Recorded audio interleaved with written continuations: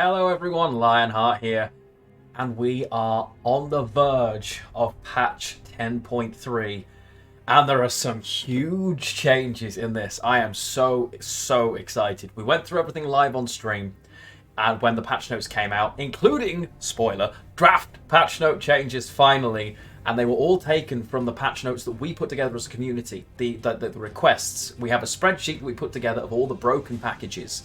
And CD Projekt now has a copy of that spreadsheet and has actually been working through it and fixing them. We are now looking to live report future changes and package suggestions with the same spreadsheet. You'll find that down below if you want access to it. And you've got any suggestions for cool packages or ideas or synergies that could go into draft mode that would be amazing. Think the leader cards from December or whole new leader abilities and building packages around them. If you've got ideas, you know what? Why don't you let me know in the comments down below? I'd really appreciate it. I'm going to jump in to the live stream that we had here for the patch notes for 10.3. Some big stuff. What is your favourite change? What do you wish had been changed that hadn't? And how do you see this going? Do you think these changes are going to be impactful? I certainly do. Really hyped, but I won't spoil it any further. If you enjoyed this video, please do consider dropping a like on it and subscribing to the channel. It's over 3/4 of my viewers aren't subscribed. It's quite common across YouTube, I know, but hey, you know what? If you like the video, there's plenty more content coming your way. So please do consider it. Love you all, and I'll see you in the next one. And we are going to go through the patch notes for 10.3. So they start. Hey everyone, today we're focused on communicating our thoughts on the upcoming changes via patch notes instead of the usual developer video. In addition to the change, we have draft updates and game fixes for you. Let's go! We finally have the changes that I require. Oh my lord, we are getting draft changes. So, if there are draft changes, that means we've got some draft coming up this month. But let's go. Okay, the balance changes first. Patch 10.3 focuses on several goals. Revitalizing the Wild Hunt, Elven Swarm, and Fire Sworn archetypes. You want bigger? Hang on. Let me... Okay, how's that? How's that? You okay with this? Okay, so they're the three archetypes they're mainly focusing on it. Increasing the cost of running the most popular thinning tools in Northern Realms, Nilfgaard and Skellige. That I am on board with. I am hugely on board with that. Because when you look at the thinning tools available, things like a Siege Master, this card has become auto-include. Vlad has been auto-include in Nilfgaard, for instance, the Mage Torturer. They're just so easy to run for consistency for free that I think that's a really good shout. Improving some other archetypes and strategies with smaller buffs. Okay, so change number one. Change number one. We have... Just realised that does that, so I have to keep this like that. Okay. Change number one then. Geralt Quen. Wait. So Geralt Quen.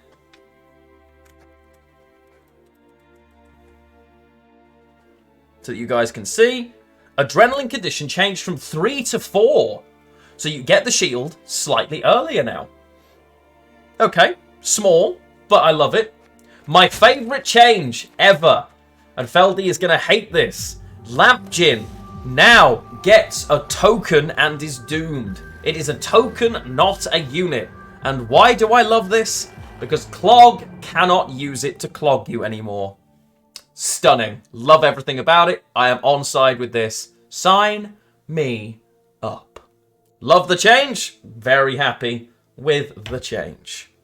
And it's the only difference it makes, right? The only difference it makes, but it's a change I like. So I'm happy about it. Oh, it's everyone's favourite triangle within a triangle. One of the best premiums in Gwent, and we never see this card used. Or very rarely see this card used out of very niche Alza lists, and even then, we don't, because it's just a provision different to like a Heat Wave, and it hasn't been able to find a place in the meta. It's now dropped to 8 provisions. It's now 8 provisions. I need to change the title in a second. 10.3 Patchnote. Patchnote hype. Excellent. Okay, so we're going through the patch notes. I like this. I think this is a decent change. Ultimately, it's bringing it. Is it going to be enough to mean it's in every list? No. Is it going to hopefully help? Mean that we see it a little bit more? Because it's a good card, right? Boost an ally by... It's so versatile. It's either boost by provision cost or damage by provision cost. This can be a really useful card to deal with things that almost nothing else can. And 8 provisions... I could see this making its way into some lists. 8's a really weird provision slot. To be honest, you're rarely aiming to put in 8 provision cards unless they're specifically suiting your archetype. But you could play this into certain lists for sure. I'm going to go over into the corner. Okay. So, I don't hate this change. I think it's ultimately it's an improvement to the card, right? It's an improvement to the card. That can only be a good thing. Then we get to monsters. Oberon. Oh, no. So, Oberon Conqueror, the final stage. His deployability is changed. Oh, and I love this change. Spawn and play a Bronze Wild Hunt unit from your starting deck. So, the final stage of this now doesn't create a random one. It narrows the pool, so you can guarantee the card you're going to find, effectively, if you only run 3. I think this is an amazing change. So when you look at Wild Hunt units, and you consider Wild Hunt bronzes, you had this entire pool of options, right? So you had 1, 2, 3, 4, 5, 6, 7, 8 possible options. But now, you only have the options of the ones you're running. That is a huge improvement to the consistency of Oberon Conqueror. I am so on board for that change. So on board for that change. I honestly, this has been one of the worst evolving cards for quite some time. That's just a 22-point slam. It's only going to be a 20... I mean, even... How is it ever going to be a 22-point slam? I can see Oberon is obviously a 5, right? So you're playing Oberon for 5. Let's say you thin out a Wild Hunt Rider. So if we thin out a Rider, I get 3 of them, which is 12, right? 3 Wild Hunt Riders at 4, 8, 12, plus 5, that's 7. There can only be 2 of these in your deck. It's not beta, Gwent. With Frost on an enemy row, 2 of them would buff, so that would still be 19, right? So Oberon with Frost is 6. But again, I'm not... The Oberon itself, you can't attribute those points. You've got to attribute that to the Frost. But let's say you do. Oberon is 6. 1 Wild Hunt Rider is 4. The other 2 boost as well. The other 2 don't boost because they're not deployed. Only one of them will boost. Right? Only one of them will boost. And they boost by 1, not 2. Right? If there's Frost in the opposite row, Wild Hunt units boost by 1, not by 2. So Oberon is a 6, then you've got a 4, plus 2, plus... Yeah, so it's 20 points at max. And that's assuming... And again, let's put that into context. You don't want to be in that situation, right? You're not going to mulligan your thinning cards all the way through till round 3 because you're going to make it worse. This is a great option that you can consistently get it now, but I would say you're aiming for this almost always. I would say you're aiming for the Arnel Conqueror, but... The potential tech options of a move being guaranteed. I think more often than not, you already want to have thinned these, right? And you also can't give all the points to Oberon. You're ignoring the 10 points that this gives on its own right. But yeah, I don't think that's ever going to be your aim. It's an option, for sure. But I think if you're doing that, it's because your hand's already screwed up and the benefit of the thinning is gone. It's far more reliable, yeah. But your deck is less reliable if you're trying to build it that way. So... For me, the Brute is better, Arnel Conqueror is better, and I would say you're probably aiming for those more often than not, because they're almost always going to be more points or more disruption. But either way, the fact that you can do it consistently is fantastic, and I think that's great. It's absolutely great. Personally, I think it's a good idea, and I love this change, because Wild Hunt has been behind everybody for quite a while, so it's great to see. Eredin, okay, so our boy Eredin. Eredin's change. He is 7 power. Eredin, a single little change, goes up to 7 power, and that is a massive change to this card. I know it doesn't sound like it. Any last words? Fun fact, I actually voice Eredin. Removing a 6 is easy. Removing a 7 with Frost was tough. It now comes down as an 8 because you spawn the Frost on the enemy rows, right? So as long as you play this in the adjacent row, this is an 8 now. Beating this is tough. It also is better for the dominance factor.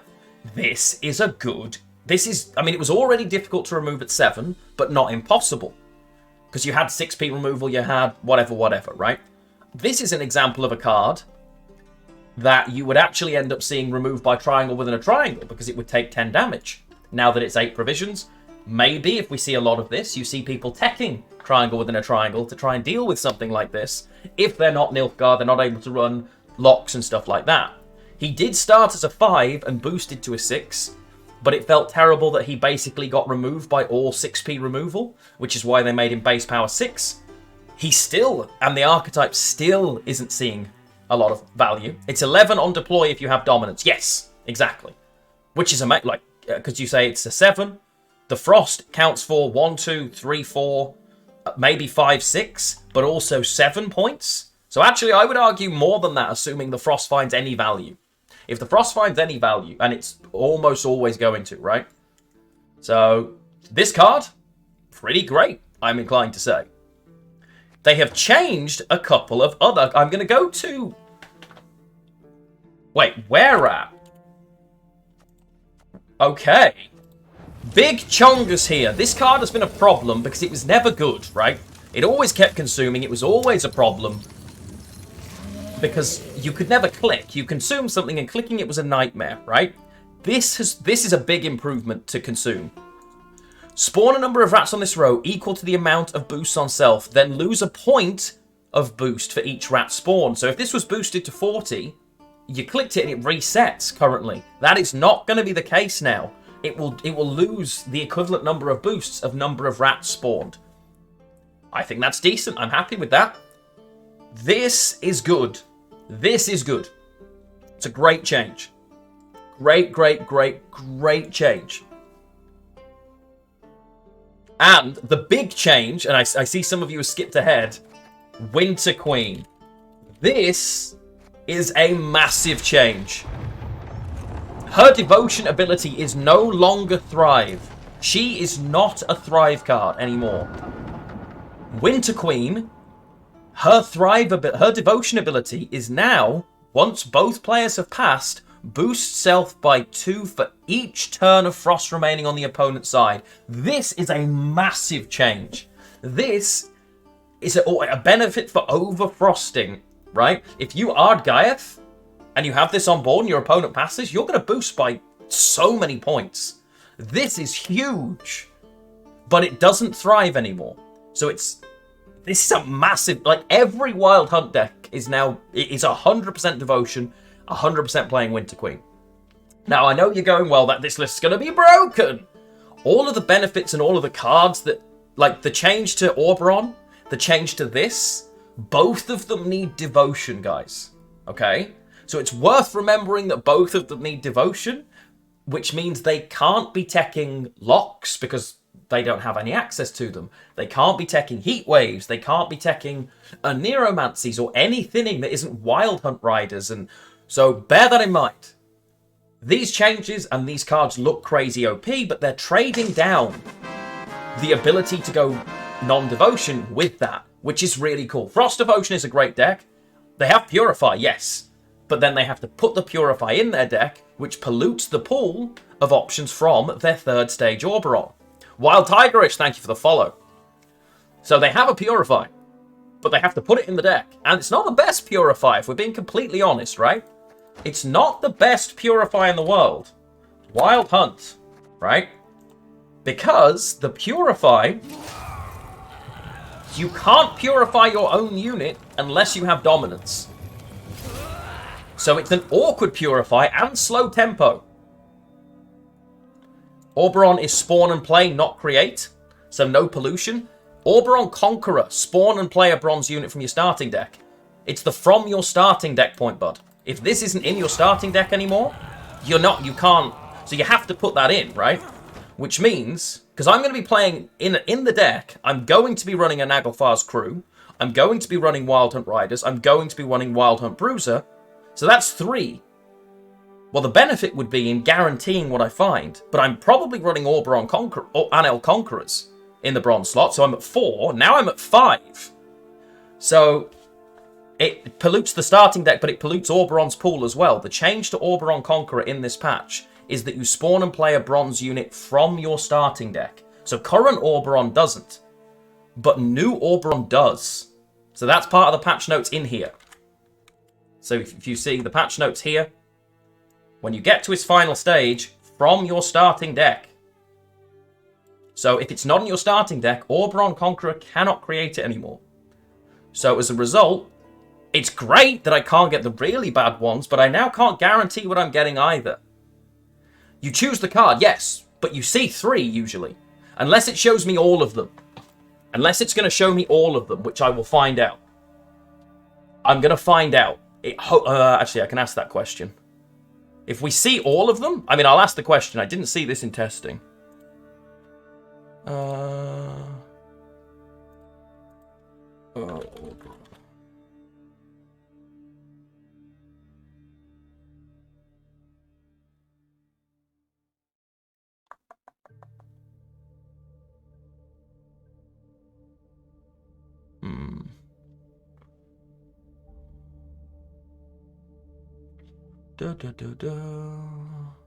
It's exactly like Artho. I mean, it should be. Let's just check.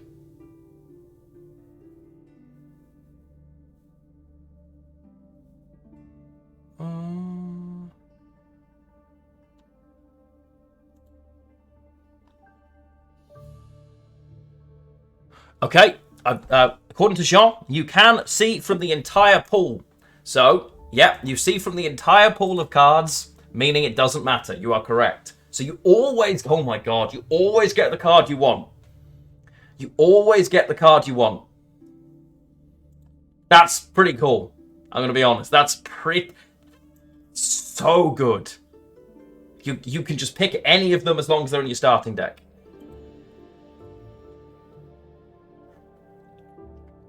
Okay, so far, Devotion. There is still some changes further down here, by the way.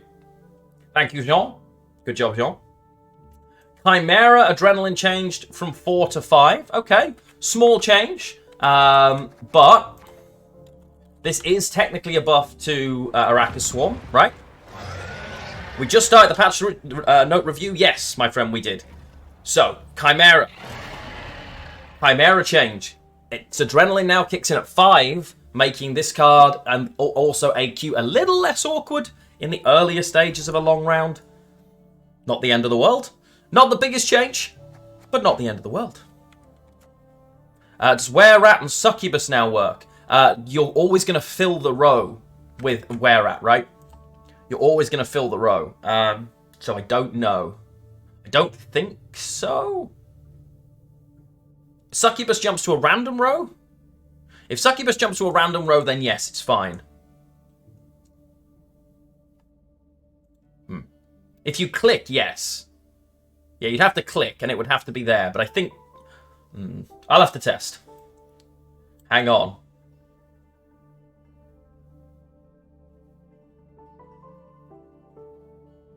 Okay, Red Rider's ability is... Red Riders, oh my days. Current Red Riders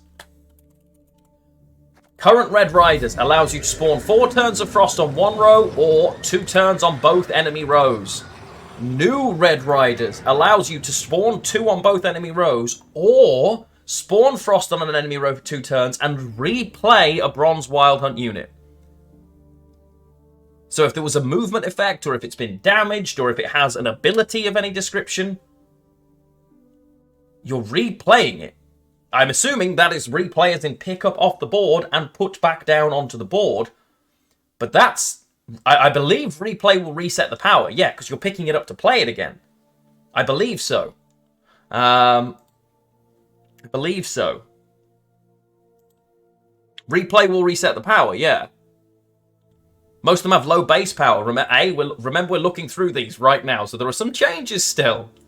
That is a huge buff. Red Riders right now is a 5 provision Wild Hunt spell.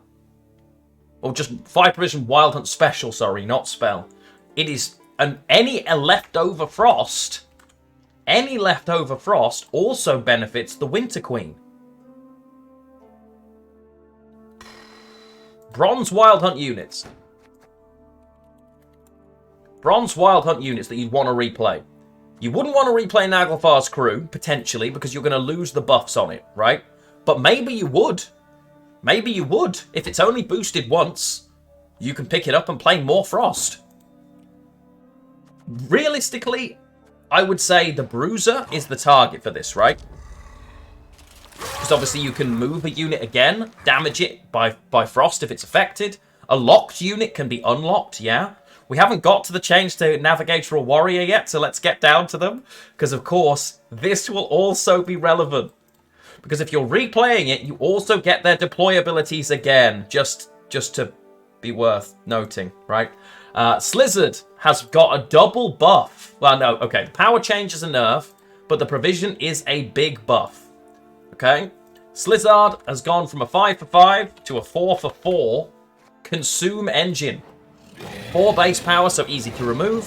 4 provisions, very easy to fit in a Death Wish deck all of a sudden. Very easy to fit in a Death Wish list all of a sudden. Right? So Slizzards, in they go. But that's not the patch. I don't care about that. Wild Hunt Navigator. Getting a nice change here. So, Wild Hunt Navigator. Its ability currently. Oh, let's just go to Wild Hunt. Wild Hunt. The Navigator. This card has been no good for quite a while, right? No one's really playing this by choice because at best it's a 6 for 4, which honestly is not the curve for bronze cards anymore. It used to be deploy, boost an allied unit by 1, dominance, boost it by 3 instead. It is now deploy, boost an allied unit by the duration of frost on its opposite row.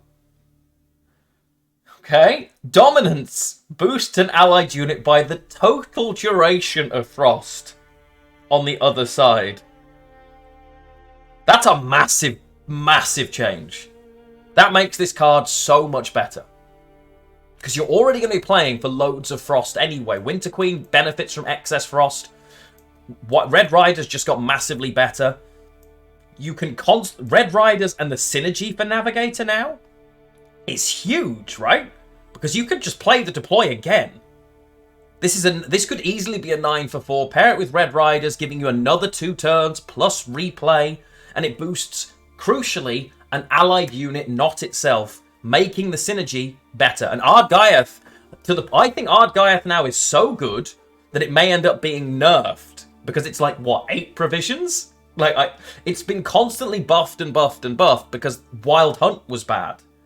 Well, Wild Hunt isn't that bad anymore. I think it's fair to say we're going to be testing out some Wild Hunt monsters. The Winter Queen rework is amazing. Changes to these bronze. The Oberon one is massive, right? The Oberon one is massive. No Vader Maker. Devotion is key to this because Winter Queen's Devotion ability allows you to benefit from the frost.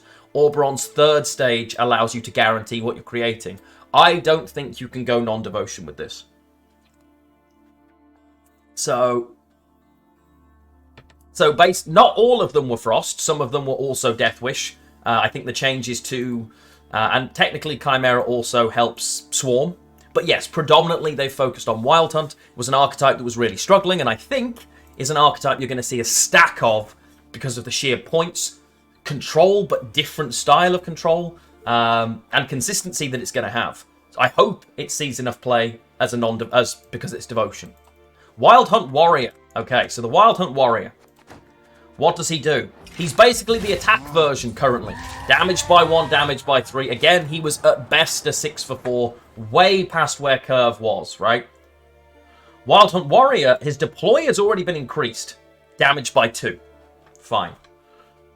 Dominance will also spawn Frost for a turn. So he would do 2 damage and spawn 2 points of Frost with all of the Frost synergy going on as well. So he is now a 6 for 4 guaranteed, an 8 for 4 with dominance, which I think is much better for curve. I would say I prefer the Navigator, and I think it depends on how much the Frost is valued here and how many 4 provision units you're putting in. I'm still taking the Navigator over this, but we've got to remember how valuable individual damage to remove engines might end up being. And now here's a bit that I like. He's 3 power. Oh, he is 3 power, you're right. Yeah, he is only 3 power, my bad. So it's 5 and 7, depending on the Frost value, right? But again, remember, he will boost himself by the Frost, is what I'm thinking. So if there's Frost in the other row that you're going to play him into, he's already going to be +1 anyway. He's going to be a 3, boosted to 4 because of the Frost, right?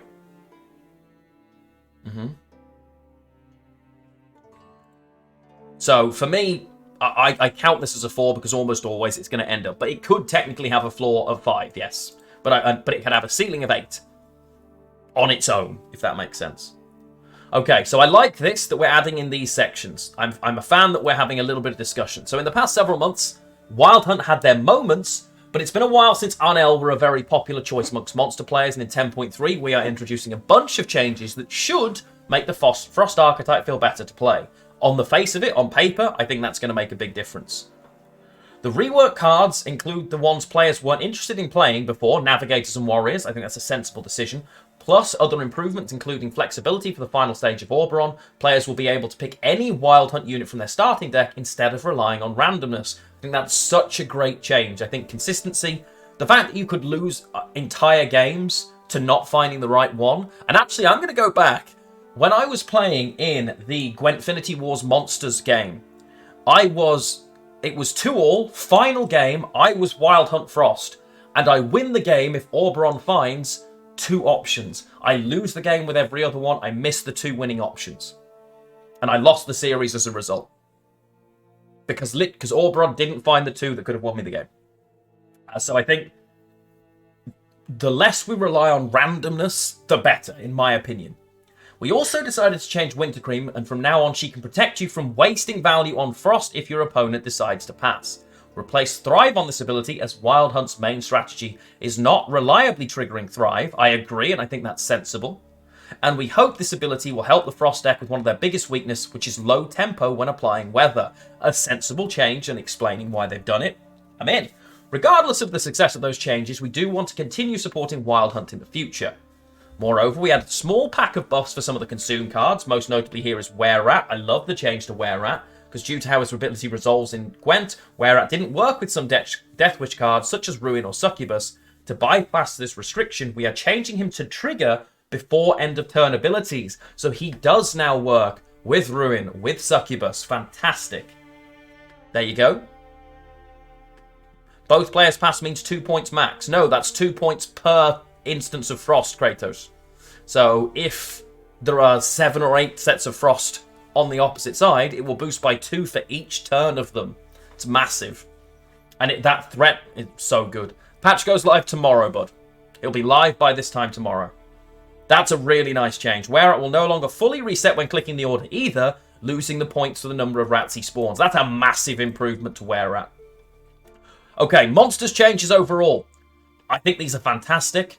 Overall, I think I'm very happy with every one of the changes. All of the changes mean you have to go Devotion, and I think until we play in the meta, how much that matters. You can't run things like Mushy Truffle. You can't run things like Aneromancy for consistency. So you're relying on finding your, like, I know people are looking at Oberon and saying, look, I can run it and I can thin my cards out in round 3. Because it's only round 3 where that happens. But then you've thinned nothing and you've probably missed a ton of cards, right? So you're going to have to build this deck very carefully. Because even though Ardgaiath is now a good card, do you really want to be playing an Echo card in a list that doesn't thin well? Because this list does not thin well. I can't run Roach and Knickers for thinning, right? You're going to have to find some monsters, some like consumes, or like you're gonna have to find monsters consistency, and there ain't a great deal of that. There is not a great deal of that. You're gonna have to run Gels 100% of the time. You're gonna be running Gels. So Gels is -1, Winter Queen is -2, and the Wild Hunt Riders are -3. Naglfar, I hate this card, is -4. I mean, so consistency might end up being an issue for this list. But ultimately, I think the monster changes. Positive. If you, this list is going to have a ton of points, especially as people are learning how to deal with it. I think this is going to be everywhere, right? Imlerith, yeah, you could run Imlerith as well. And I think you will run Imlerith. So that's 5. All of a sudden, it's not terrible, right? But Ardgaiath is -1 thinning. So, even though this is now good, and I think everyone throws it in initially, will it be enough to negate the consistency? I don't know. I don't know. We'll see. Northern Realms is very short, and there's a word I see missing, and it's alumni. But we'll skip over that for now because I do see a card that I love, and it's King Pogahoon. But let us start with the Northern Realms abilities. It is Cohen. Cohen has been a card that we just have not really seen, right?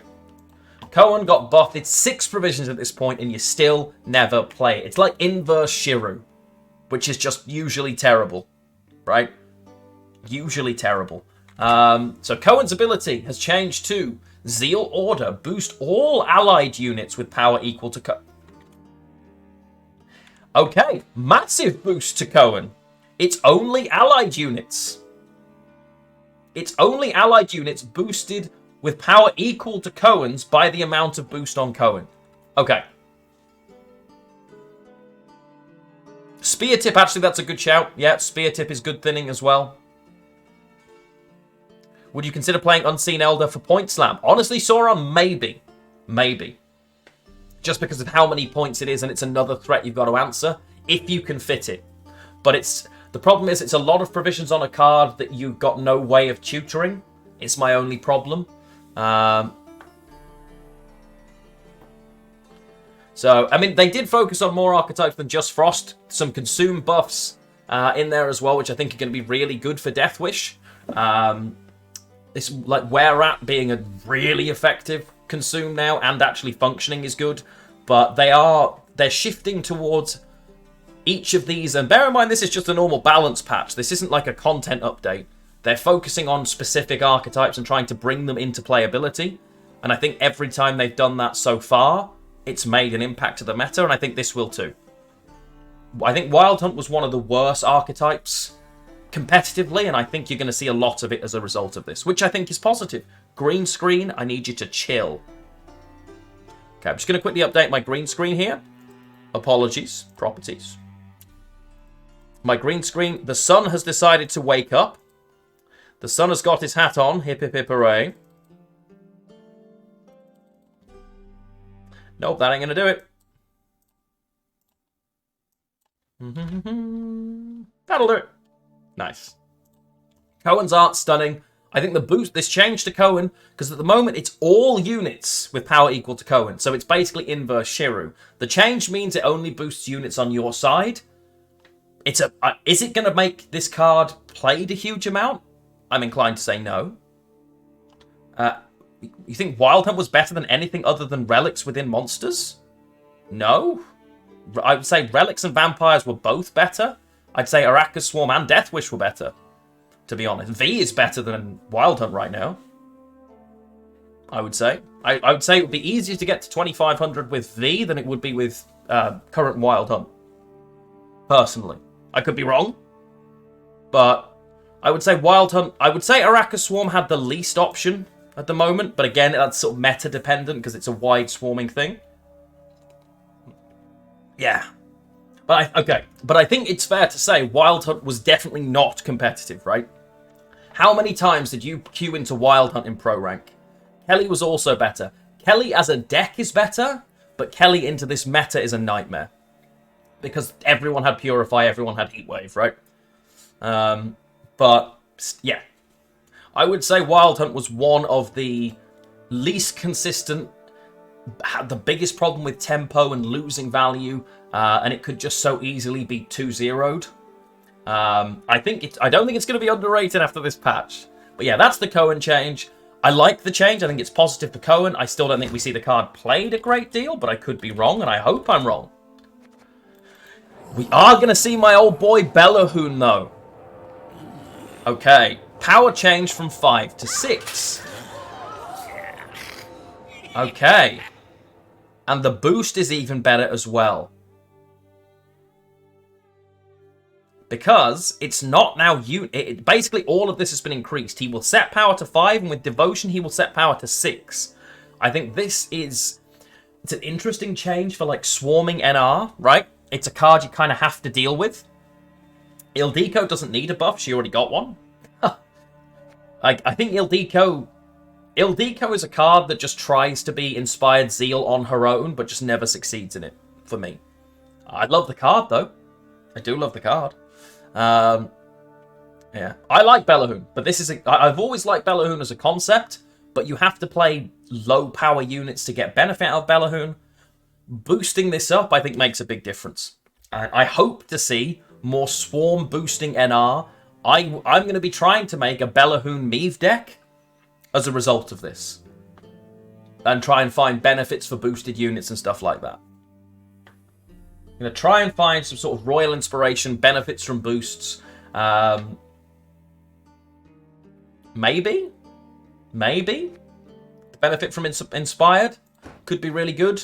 When we go... If I'm playing that, and I'm going for sort of wide Swarming NR, I'm probably playing the ships. In terms of, like, short round, into, like, payoff cards. Where are you? Where are you? NR.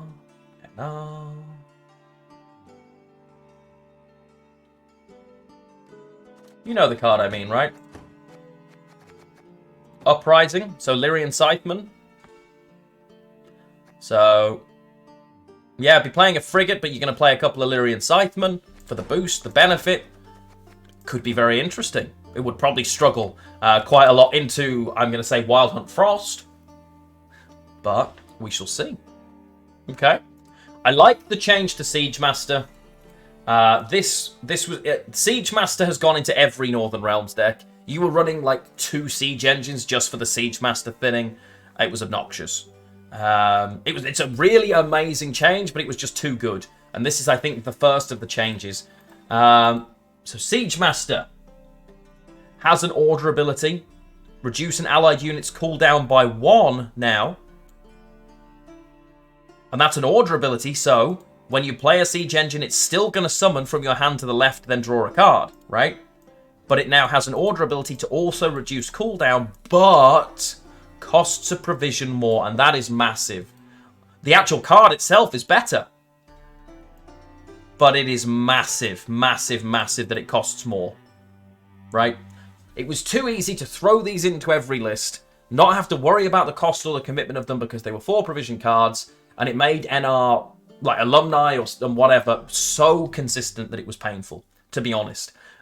This is literally the sum total of Northern Realms changes, so a rework, I would say overall enough, a nerf rather.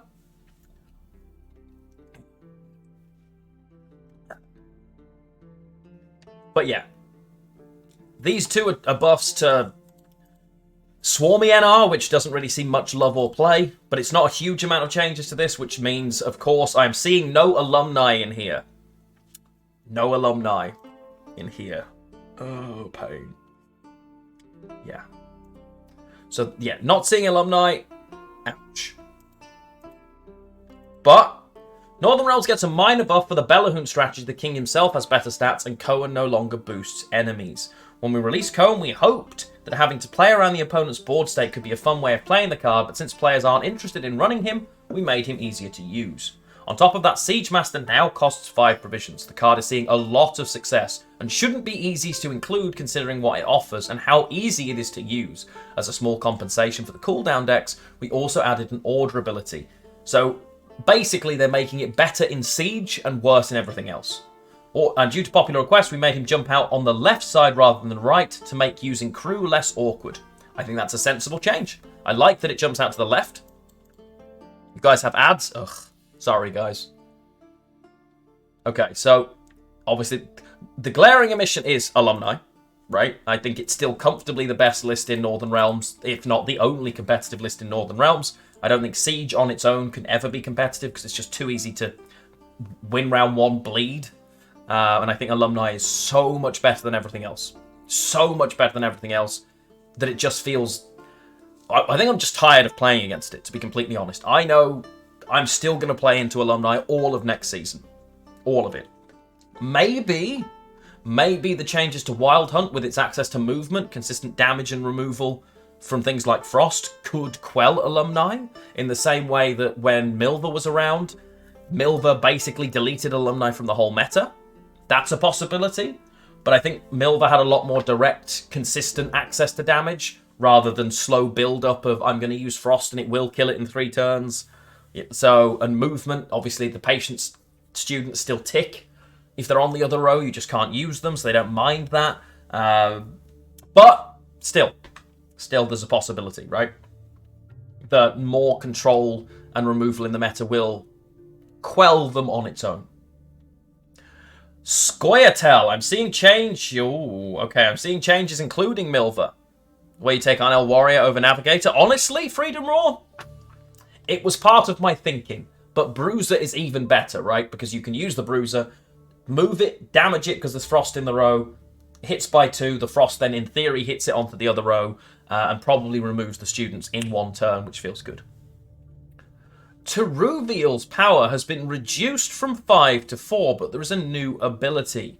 If you control an Elven Deadeye, use both abilities. Wait.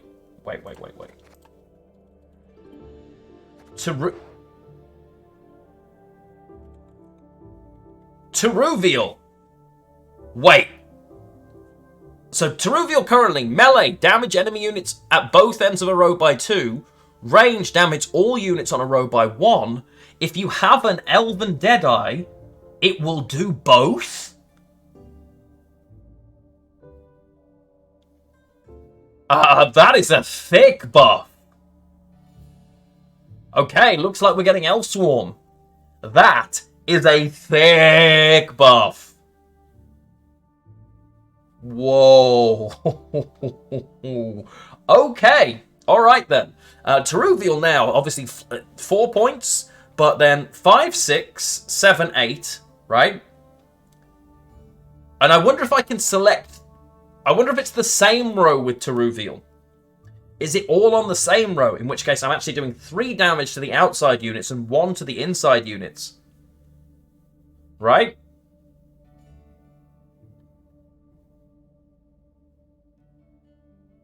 And again, obviously, this is only good if your opponent's got a board full of cards. If you're playing against a unitless, this isn't going to be very good.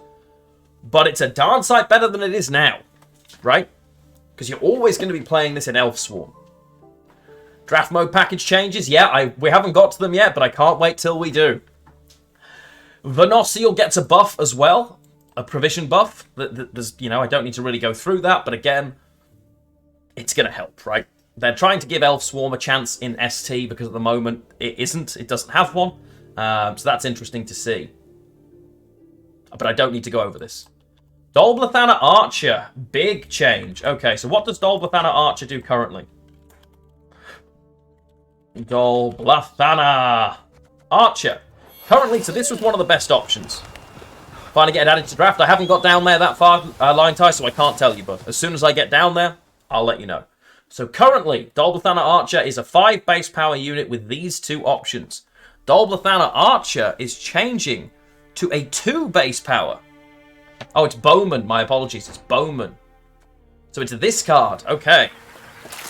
This card. So Bowman then. Bowman's power is being... No, it is Archer I wanted to look at, guys. It's Archer I wanted to look at. No, it is Archer we're talking about. So Dolblathana Archer here, right? It's losing 3 base power. Okay. But its melee is going to be damage a unit by 3 rather than 2. Okay, so overall not making the cut, but fine. Range damage 2 enemy units by 1, so that doesn't change. But a death blow, spawn an Elven Deadeye on this... Ooh. So, the dream for this card, it starts as a 2, 3, 4. So the best case scenario for this card is it's a 2 base power, 3/4 damage that then spawns 5, 6, 7, 8, 9, 10 points, right? Am I right? 2, 4, 5, 6, 7, 8, 9, 10. Because it can spawn 2 Deadeyes. Right? That's your dream for this card. And with the amount of row damage, I don't think that's the end of the world to set up.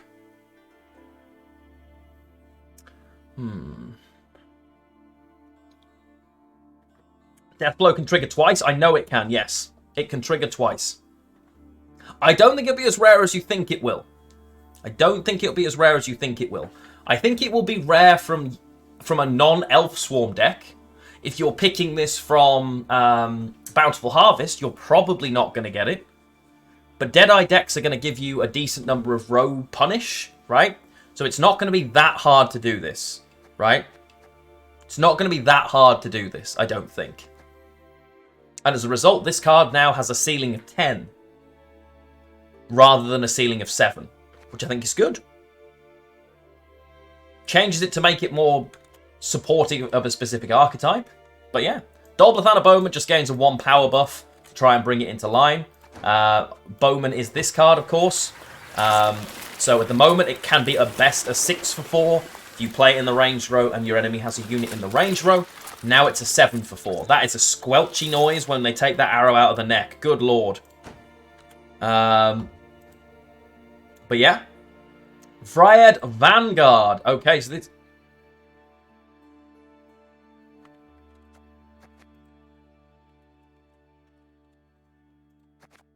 Dryad Vanguard used to be 2 base power, 5 provisions. Boost self by 1 for each elf in hand.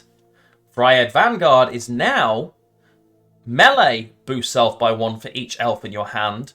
Ranged boost self by 1 for each elf on this row. Now, that is a big improvement to this card, right? Because at the moment, you have to play this super early, and it gives your opponent a stack of information when you do so. Whereas now, you have the option to do either, right? You have the option to do either. You can play it first card, you can play it last card in Elf Swarm, and last card in Elf Swarm, this could be massive, right?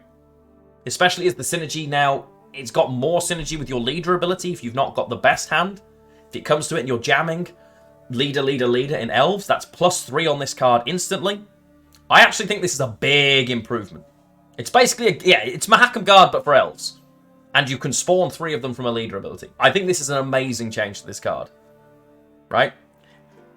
Boost by Elves in a row, yes. But then, it kind of would have to, right? Because if I've got 8 Elves in a row, this card is already playing at 10 for 5. You can't have a 5 provision card like this that as Point Slam could potentially be trading at like 19 for 5, which it would be if it was the whole board, right? That would be obnoxious as hell. If I've got 17 elves on board and I play this, like that, it's just, yeah. It has to be similar to the Dwarven version, right? And I think, honestly, I don't think that's too bad. I think that's a welcome change to the card. If you're playing Elf Swarm, I think you're probably running 1 or 2 of these, I would say. It depends on if you've got space in the 5 provision slot, admittedly. But I would say elves were running this before, so I don't see why they wouldn't run it now when it's better, right? A lot of elves are... Some elves are row locked, yes.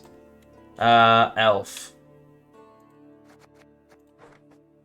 So, let's just go bronze. So, not row locked, but varies. Not row locked, has a condition for being on the rows. Not row locked, not row locked, not row locked. Technically, you would say now row locked. Not row locked, but relevant. Not row locked. Not row locked. Row locked, but you don't ever play it. Row locked. Not row locked. Not row locked. Varies. Not row locked, but you kind of want it in the ranged row almost always. Row locked, but no one ever plays it. Not row locked. So, do elves beat anything in the meta? Well, it depends. We'll find out, right? This count itself, if it's played on the ranged row. I don't know the answer to that. What's the wording? No. Ah, for each elf on this row. So I would say yes.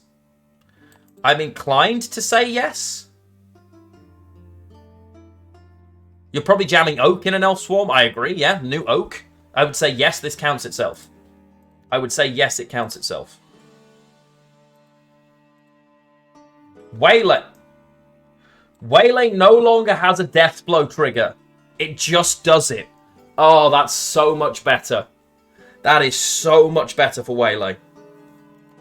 What's going to happen to Vanadane? Vanadane now just gives you 2 non-bricks rather than... So Vanadane now just gives you 2 cards that play for 6 rather than 2 cards that could play for 3.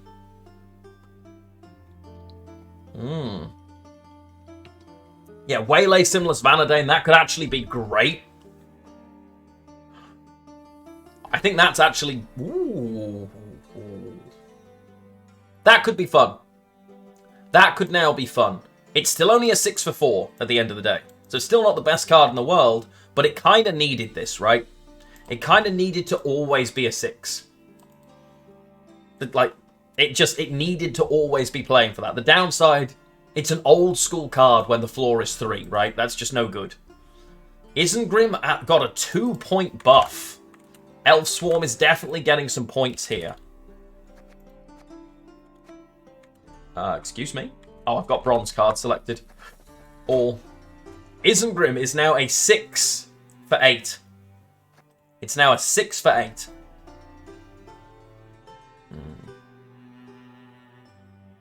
I mean, it's not huge, but it's not terrible, right? 2 extra points of tempo. When Elf Swarm units are all getting buffed, its payoff card also getting buffed feels pretty good. I'm inclined to say. Oh boy, I see Shiru. Wait a damn minute. Shiru is losing a provision. He is going to be a 10 provision card. Ability changed. Destroy all other units with power equal to Shiru. He stays now. So we lose a provision to keep Shiru on the board. So we gain 3 points for 1 provision effectively. Which means you can use him if you've managed to line everything up and you keep the unit yourself. I think that's pretty great. Are we going to see Shiru decks on the back of this? I'm going to say yes. Because ultimately, people basically forgot this card existed. If there's Elf Swarm, there's Shiru. Mandrake value? I mean...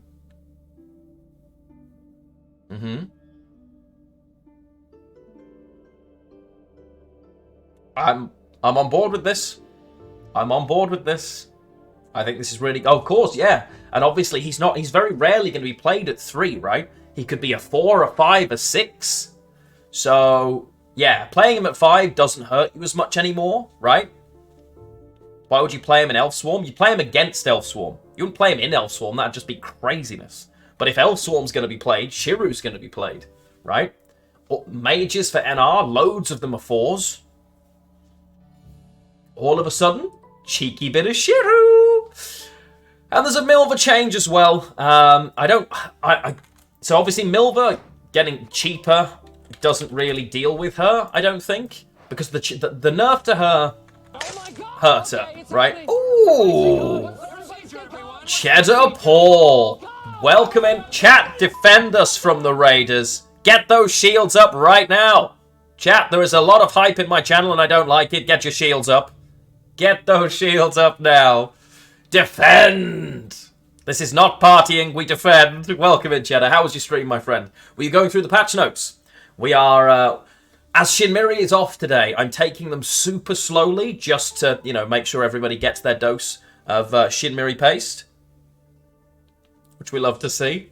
Welcome in, everyone, from Cheddar's channel. My name's Lionheart, if you don't know me. We are currently going through the patch notes. I'm very excited to see some of these patch notes. We are currently just about... Rich! Welcome home, my friend. That is a 22-month resub. You will notice that the alert changes when you are over a certain amount of time. And Rich, My friend, welcome home. Thank you so much for 22 months. You are only 2 months away from a brand new tie. Love to see it, bud. Love to see it. How are you all? Are you guys excited? Now, again, I haven't reached all of the patch notes yet. We've just finished Scoia'tael. I think it's amazing to see Shirou back on the menu. I'm happy to see Elf Swarm. I'm hyped for the Wild Hunt changes. NR, I don't think the changes are going to make a difference. I think we're just going to still see alumni constantly. But I'm tentatively hopeful that Shirou being around terrifies them. And that Wild Hunt, with the amount of movement and constant frost and reduction of, could make a difference. The Were-Rat buff is massive. Yeah, the Were-Rat buff, Were-Rat actually working as a Death Wish card now properly is brilliant. For me, the biggest change is... in terms of monsters, the biggest, most impactful change for me is Winter Queen. This change here is huge because the risk of that it always had was that you had to get your frost down, but it screwed you over tempo-wise. That is not a threat anymore with this, and I think it's great. Can I start from the top? No! You can watch the video when it hits YouTube later today! But yes. And make sure you all do when the video goes live. Just saying, just saying. But yeah, and I think I like the changes overall. I think the Wild Hunt changes are really cool. It's great to see an archetype that was just not really competitive get some consistency and power changes. Deals with their tempo issues. Still has the trade then of having to be devotion, right? But with riders, they seem better. I mean, riders are still going to be great, right? Again, the devotion benefit for me is just the Oberon is huge. I still don't think you're aiming for Oberon into riders, because if I get to round 3 and I'm having to pull riders, it's great that I can pull them, but I've probably missed a load of stuff, right? It's amazing that it's always going to be there now if you need it, but I think you want to have played them already. But all of the other options are still fantastic, so it doesn't matter, right? So I'm very on board with it. I really like the changes. I think they're so good. So good. Yeah. Milva. So we saw the Milva change. Milva completely dominated and was obviously overcurved. They made a change so that when she jumps out, she damages by 1, and then she damages by 1 as an order and has to deathblow to jump back into the deck. This was the change that we had, right? And that change made her really awkward because it made it almost... She couldn't... You needed to set up another 1 consistently to make it work because she constantly... It was awkward. Most of your movement abilities... You could kill a 4, but it was awkward otherwise, right? For a card like this, you still get more than enough value from this. With 5 movements, she traded for overcurve already. At 11 provisions, now she's at 10. I think I'd have liked to see them take away the jump out of deck damage, so that and her order just stay at 2. I think. But equally, I don't want Milva to take over the meta, so I'm kind of hard torn on this because I think it's better than people think it is. People just never got used to the changing math of this. But either way, seeing her being more feasible again, yeah. So I think that's the change I'd like to see for her, or I think it would make her better. But I equally think they don't really want to make her too much better, because we had a whole meta of her and all we all did was bitch about it. So I kind of get why they haven't done it. You know what I mean? I get why they're making her... I get it. You know what I mean? I'm okay with this change, I think. And the dev response is, for Scoia'tael, the main focus for us is Elf Swarm. On top of numerical changes, we've added a way to trigger both of Teruviel's abilities, gave Vanguard an alternative ability that works with tokens. Love this. Changed Olbethana Archer into a card that can help with generating elven units and remove the deathblow requirement for Waylay. Buff. I'm in. We hope that with those changes, setting up an Elswarm strategy will be easier and using the payoff cards will feel more satisfying. In 10.3, we are buffing Shirou. 3 years ago, Shirou was changed to destroy himself. In those times, he was considered one of the most powerful cards in the in-game. The environment was really good for him because cards were more aligned in terms of points. The times are different now, and while Shirou can definitely be very devastating, he is also a very exciting card to play. Therefore, he will no longer destroy himself. The change not only means more points for the Shirou player, but it also opens up possibilities to boost Shiru to higher values without losing those points later. Love it. This is a big buff, so we've decided to increase his provisions to 10. As for Milva, we have lowered her cost to 10. She performed pretty well even after the nerf, but since fully using her power is now significantly harder, making her cheaper by 1 provision seems fair. I agree. I agree. I think if they'd made the change to Milva that I'm asking for, she'd end up having to gain a provision, or her change would have overwritten the amount of stuff they've given to Elf Swarm, because people would end up just going Milva again. So I'm really excited to see these 2 potential options. I think they could both be really cool. I'm on board. I'm in. I am hyped. I'm absolutely hyped. We get to Skellige. Didn't expect to see too much in the way of changes for Skellige, as quite frankly, every Skellige archetype is playable, consistent, and probably competitive at this point. Skellige is the healthiest in the entire game for me. If we just look, let's build a Skellige deck. Onslaught, meta, Reckless Flurry. I have played this all the way up to 2500 against people constantly. Consistent, good. Easy mid-range. Battle Trance, bonkers good. Rage of the Seas, so great. Patricidal Fury, probably the worst leader ability, but still fantastic, still playable, still good. We've seen so much Self-Wound, plenty of people arguing that it's one of the strongest decks in the meta these days. Blaze of Glory, again, slightly on the weaker side because warriors are slightly worse, but even still better than most factions' sort of mid-tier leaders, let alone being its worst. So I think Skellige is in the best spot right now overall. Some of you might disagree. I think whole things need changing, but for me, warriors are at worst playable. Pirates and ships are in the best spot they've ever been. Alchemy is phenomenal. Self-Wound is incredible. Okay, Lippy's still playable. Blood Eagle buff would be massive, for warriors. But even still, just the whole of Skellige is in a pretty good spot. And they've made very few changes. Sigvold change is just to make the tooltip make sense. Fine with that, because Sigvold's tooltip was clunky and unclear. Skirmishers have had their provision changed. Oh.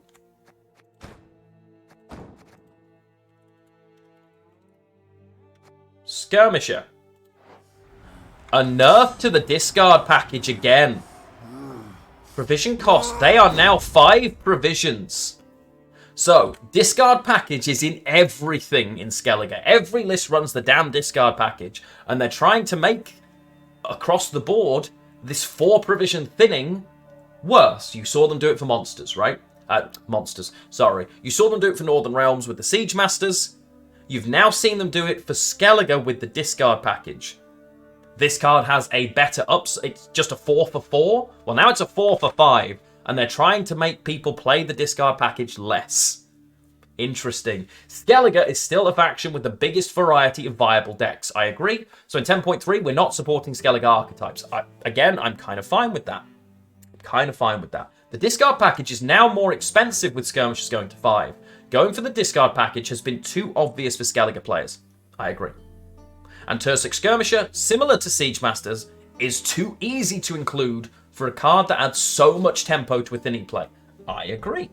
We hope that this change will make some of Skellige players consider running different consistency tools, and the decks that keep running the discard package will also be a little easier to beat.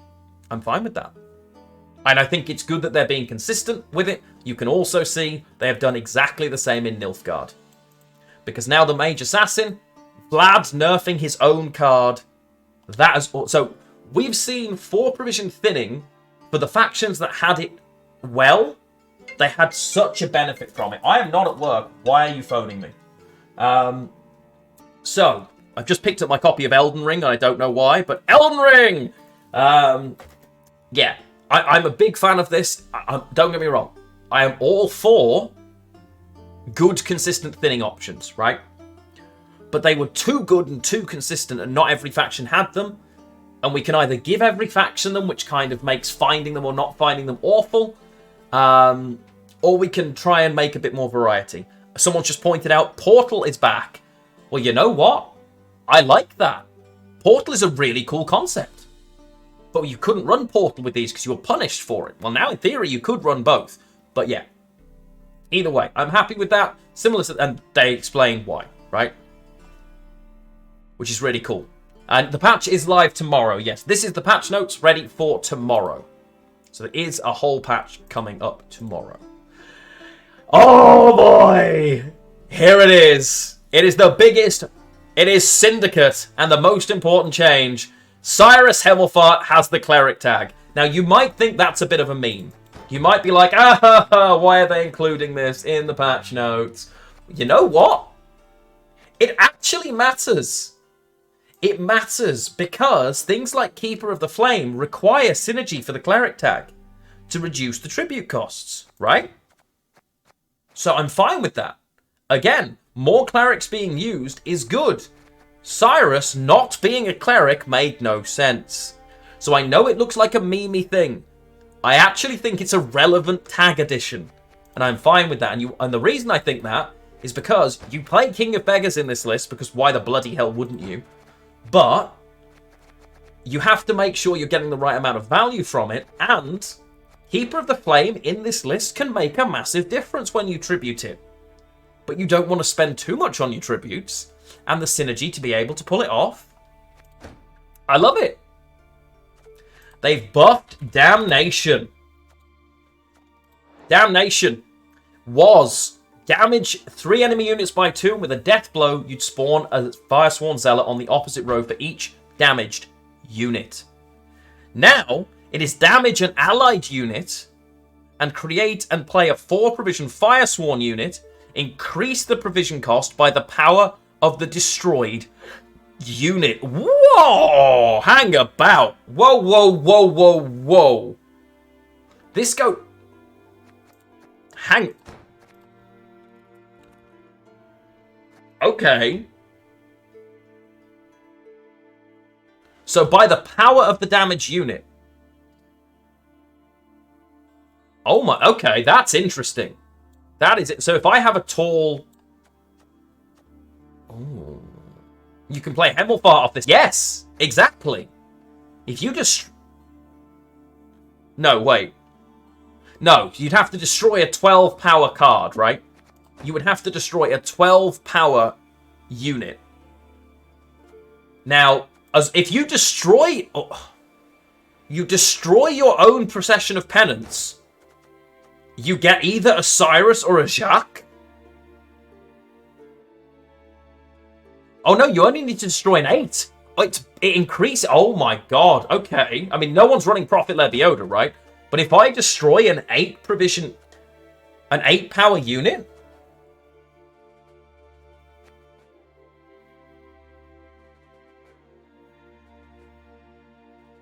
No, you can only destroy 4p units. Nope. Destroy an allied unit. Doesn't matter what. You can destroy any allied unit. It doesn't even have to be the Firesworn allied unit.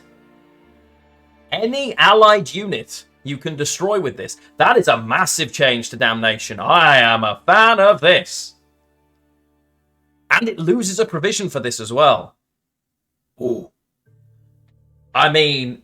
Even if I destroy a 6, surely I destroy a 6 and just create a Procession of Penance, potentially, right? Because I can only swarm... If I destroy a 6 power unit, I get either a Fallen Knight or a Procession of Penance? That's massive.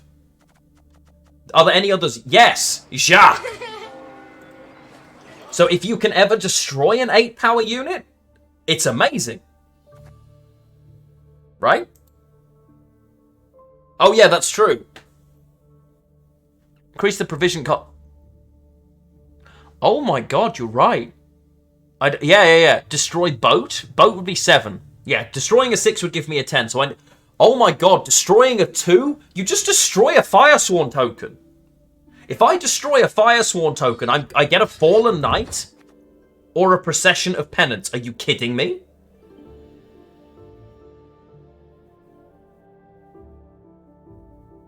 You can't create Jacques? Why not? Why not? I would need to destroy an 8 power unit and it would create and play. He's just human.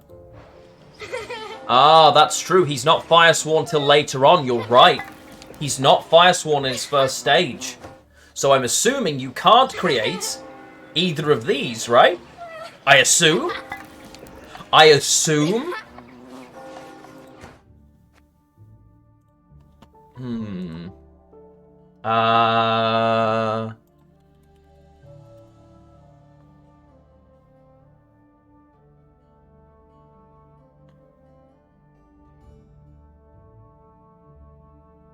Wait.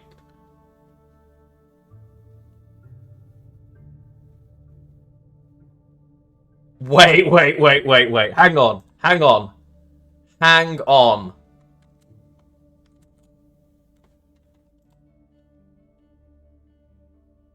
Create and play a 4 provision cost Fireswarm unit. Okay, that's fine. Yeah, the original version wasn't a unit. That's fine. Okay.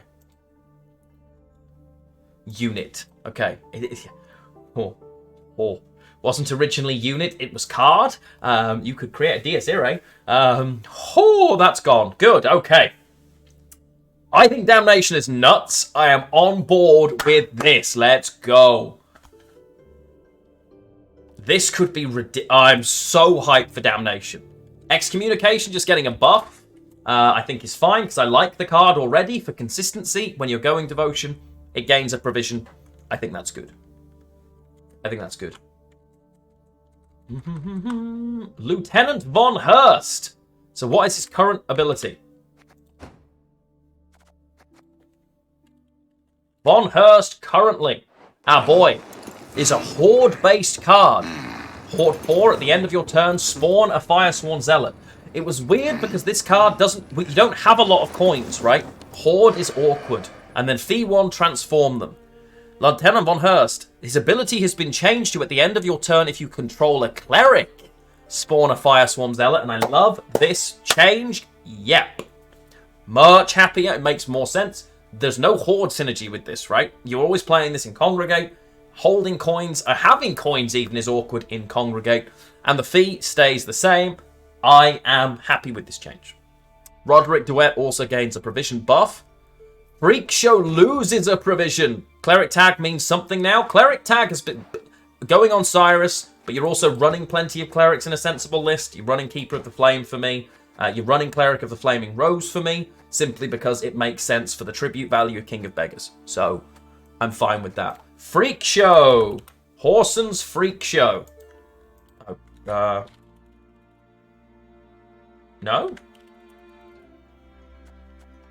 Oh, it's spaces. Okay.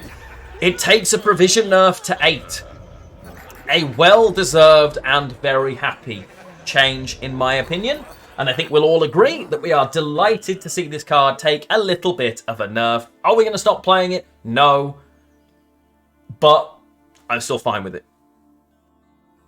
Then to buff Dunker and so on. Not necessarily. Dunker's still seeing a lot more play than Roderick. If you look at Roderick, what Roderick does is a little different, right? Okay, Dooney's a fair shout, but if they give anything a buff in Nilfgaard, do you think anyone's going to see that popularly? Don't know. Also, the list that you play this in, right?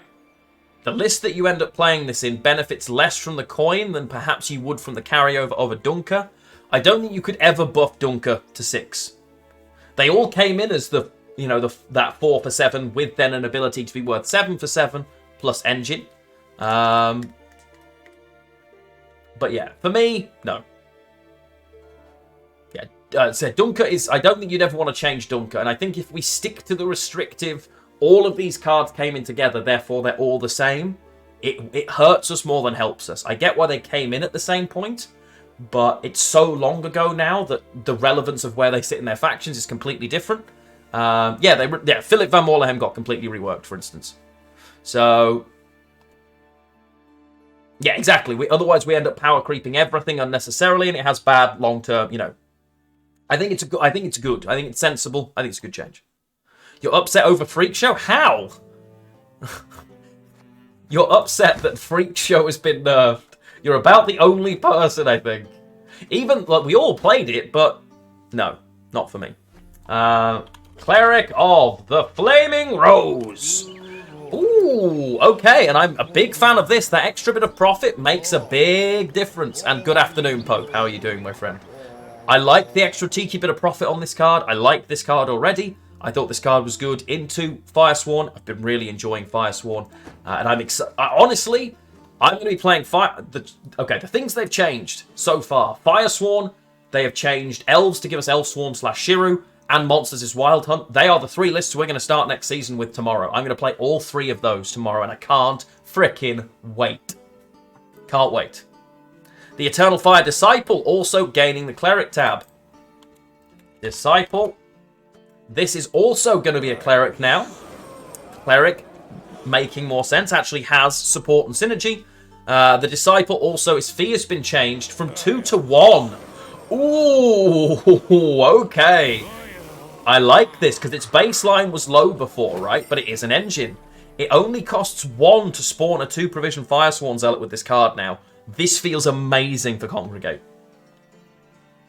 I'm on board with this. The Inquisitor. A card that I don't think I've ever seen played. I'm going to be honest, I don't think I've ever seen this card played. It had the potential of being a 7 for 5, right? Now, its base is 4.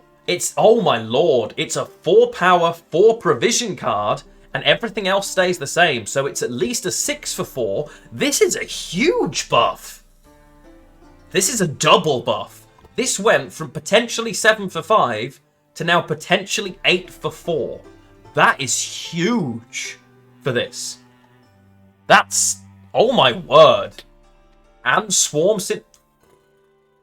I am on board with this, ladies and gentlemen. I am on board with this change.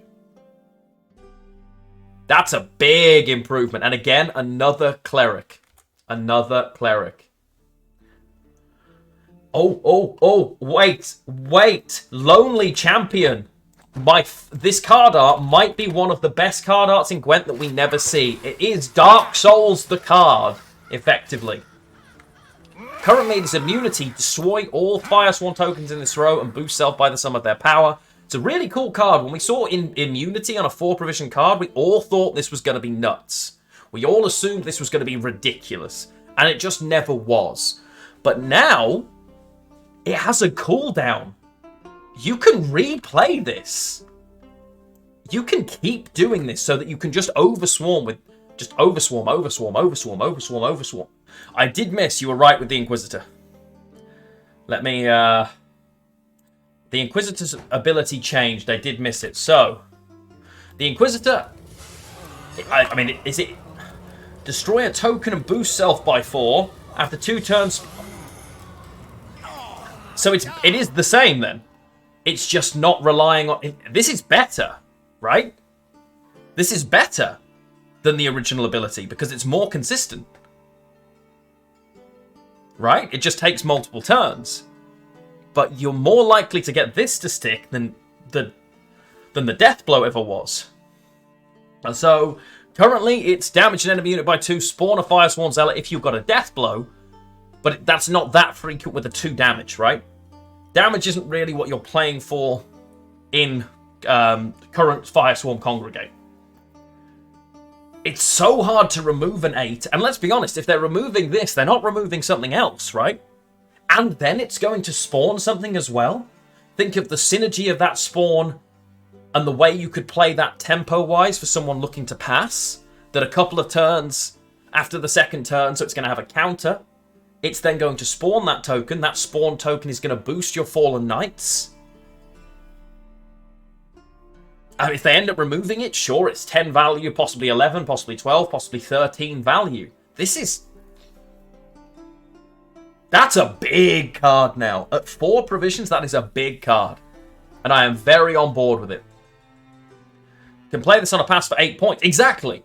And if your opponent doesn't, like, if they don't account for it, how many times have you won games entirely because your opponent hasn't been able to calculate the amount of engine value you have?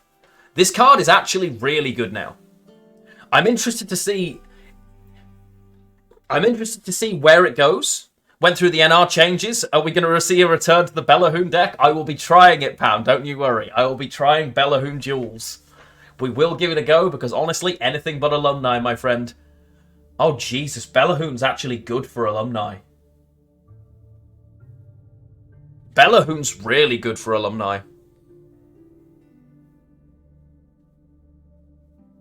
Oh, Jesus. Oh my god.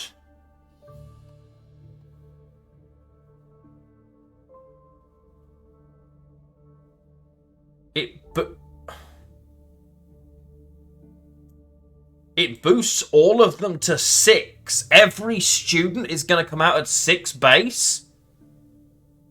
Oh, fuck. I mean, I'm going to... Oh... Is alumni devotion? Yeah. Yeah. I mean...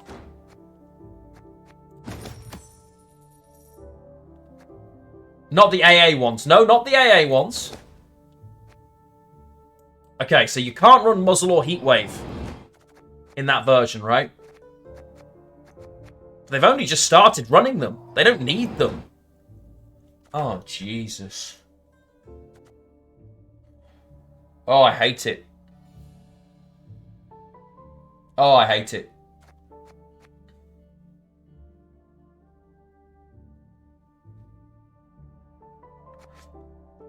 Anyone running Royal Decree over Amphibious Assault is playing the game wrong. I can see you running both and running it over an Atalis. Although I don't think you can afford to do that with the change to Siege Masters now. Oh god, I hate it. Oh no.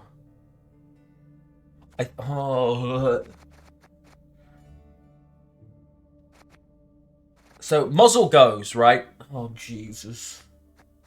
Muzzle goes, and you keep the Siege Masters. They go to 5, right?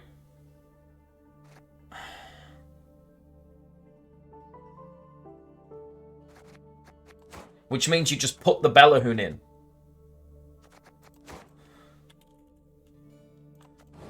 Oh my god.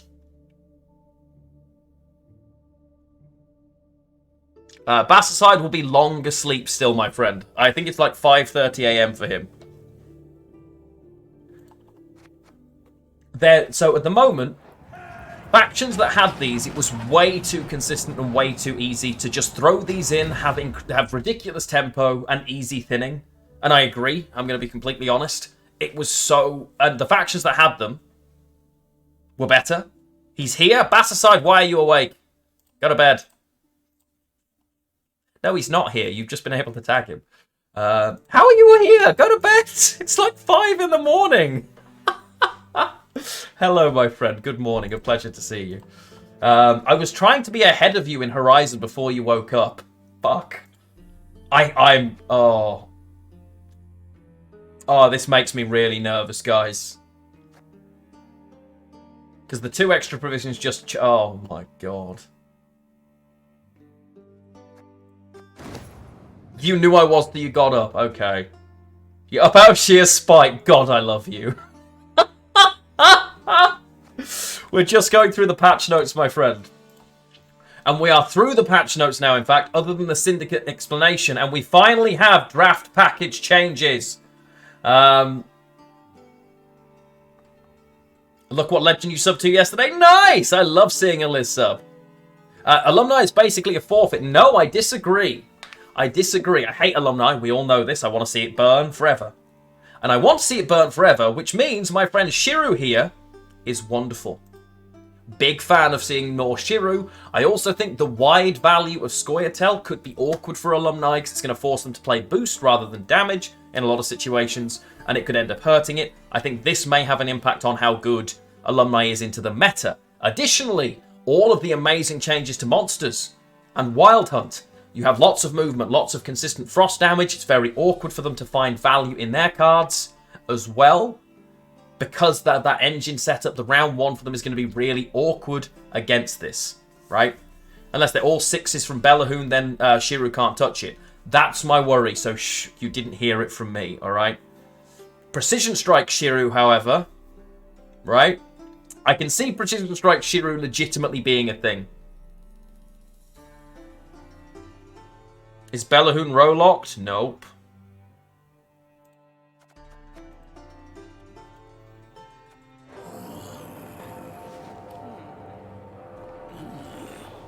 And he's also he's going to be 6 base power as well. He's going to be so hard to kill. Oh no. Have I just done a thing? Oh no. Oh no.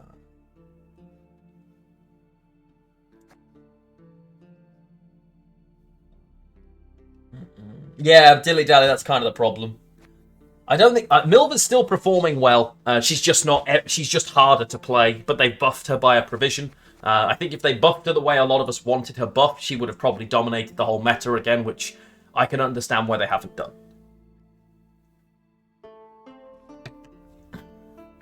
Yeah, I can understand why they haven't done. Okay. So, I'm nervous about the change we just realised.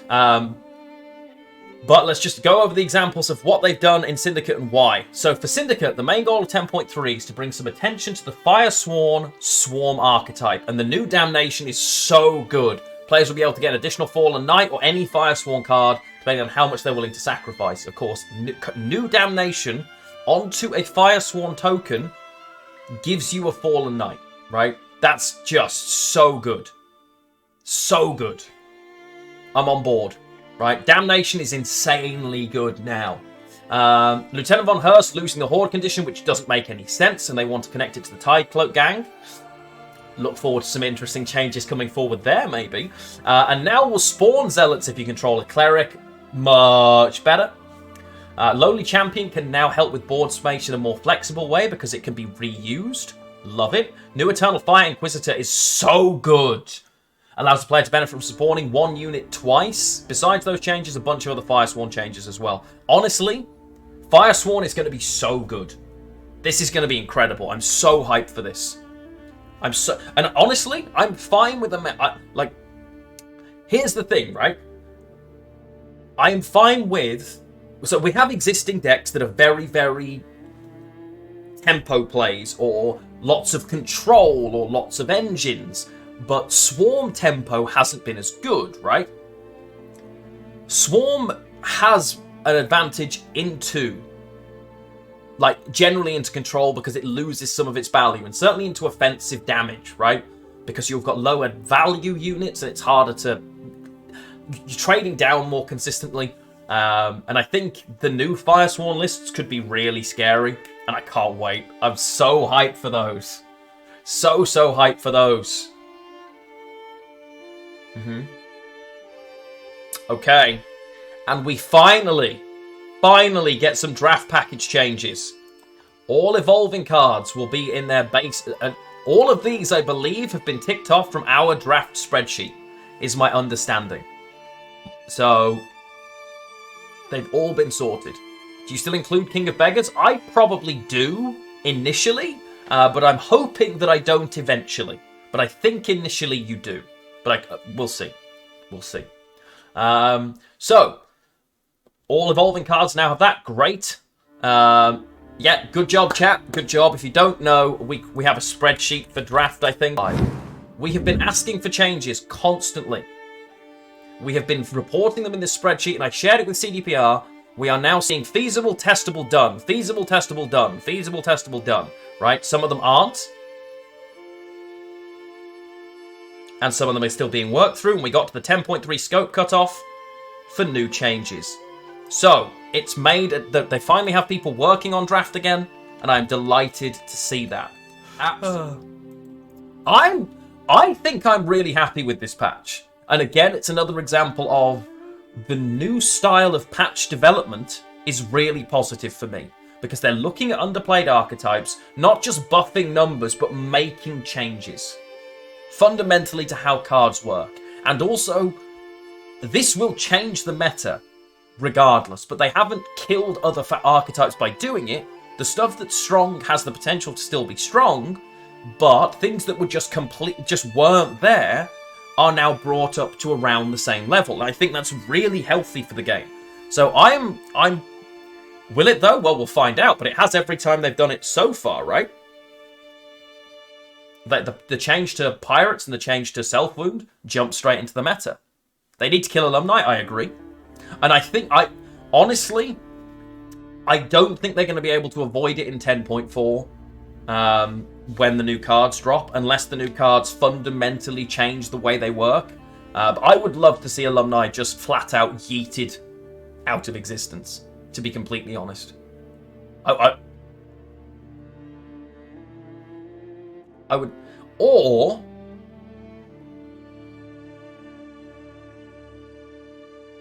Alumni change. Alumni change. Students work the same way they currently do. No changes to students, right? No changes to students at all. Keep students the same. Well, I have a feeling this is going to make a big difference. I think the change to the way 4th Provision thinning works is absolutely brilliant, and I think it's going to be underrated until people see the impact it has on the meta. The 3 new big archetypes, we all know, right? We all know we're going to see a load of Wild Hunt now. It's Devotion Wild Hunt, remember, so it can't have those pesky heat waves and all of that stuff, but I think that's going to be fantastic. It's great to see Elf Swarm back on the menu with some serious potential power. Cheeky Shiru deck tomorrow. I think I'm going to do that as well, because I can. What a great buff that is, even though the entire premise around Shiru hasn't changed. If the meta's starting to go wide, the Shiru change feels fantastic, so I'm here for it. Also could be a cheeky alumni counter, which I am always here for. And the first deck I'm playing tomorrow, as I'm sure you've just heard me go on about, it's got to be Firesworn Congregate. Those changes, Damnation particularly, are incredible. It's definitely the first list I'm playing tomorrow. I hope I don't queue into too much elf-wide punish, but we'll see. Can't wait. I hope you enjoyed it. Again, if you liked the video, please do consider subscribing to the channel and dropping a like on the video. There'll be plenty of deck guides coming up from particularly those lists in the coming days. So make sure you turn the alerts on as well if you have done so. Love you guys. Thank you very much, and I will see you soon. Bye.